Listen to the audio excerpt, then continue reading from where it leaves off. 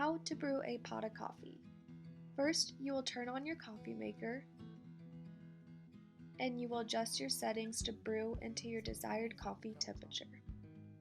Then you will take your coffee pot and fill it with water to the amount of cups you're going to drink for the day, and then place the lid back on the pot so you can pour the water into the water reservoir.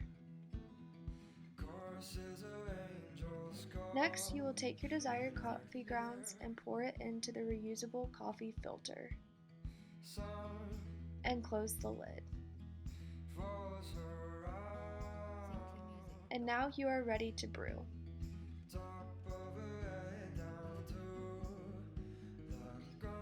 Now your coffee is ready to enjoy for the day.